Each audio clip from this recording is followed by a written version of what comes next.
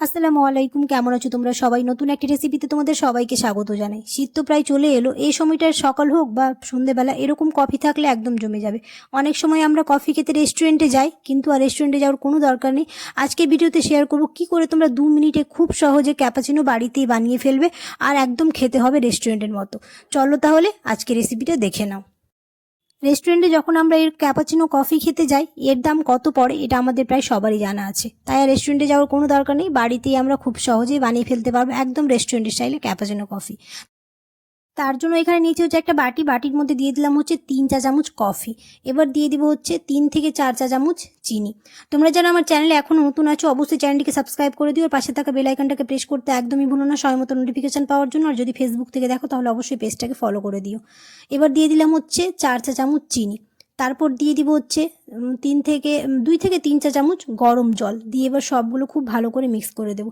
তোমরা অনেকে আছো ভিডিও দেখে চলে এসেছো, সাবস্ক্রাইব করো না, অবশ্যই সাবস্ক্রাইব করে দিও, তাহলে ভিডিও বানাতে ভালো লাগবে। আর ফ্রেন্ডস আর ফ্যামিলির সাথে অবশ্যই ভিডিওটা শেয়ার করে দিও। এরকম চামচ দিয়ে একটু মিক্স করে নেব।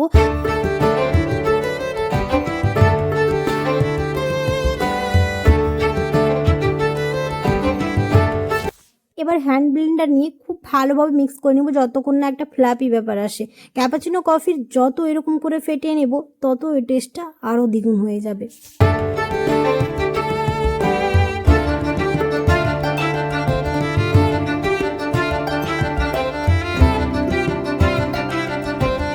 হয়ে গেছে আমাদের মিক্সারটা রেডি। আর ওইদিকে দুধও গরম করে নিয়েছি। এবার এক কাপ নিয়েছি, কাপের মধ্যে দিয়ে দিব হচ্ছে কফি।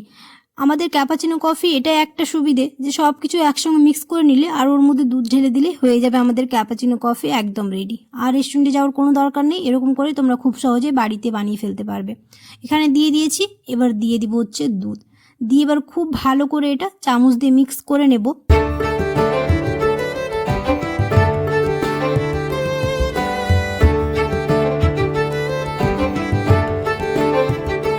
আমাদের কফি প্রায় রেডি হয়ে গেছে।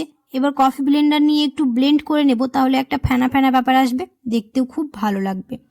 এরকম করে সবগুলো কফি ব্লেন্ডার নিয়ে করে তারপর এবার গার্নিশিং করে নেব। একটু উপরে উপরে কফি দিয়ে দেব, তাহলে একদম হয়ে যাবে রেস্টুরেন্টের মতো। চলো তাহলে ভিডিওটা আজ আমি এখানেই শেষ করছি। কেমন হয়েছে রেসিপিটা অবশ্যই কমেন্টে জানাতে ভুলো না। আর যদি ভালো লেগে থাকে তাহলে অবশ্যই একটা লাইক করে দিও। দেখা হবে খুব শিগগিরই পরের একটি নতুন রেসিপিতে। সবাই খুব ভালো থাকবে, সুস্থ থাকবে, সাবধানে থাকবে। আল্লাহ হাফেজ।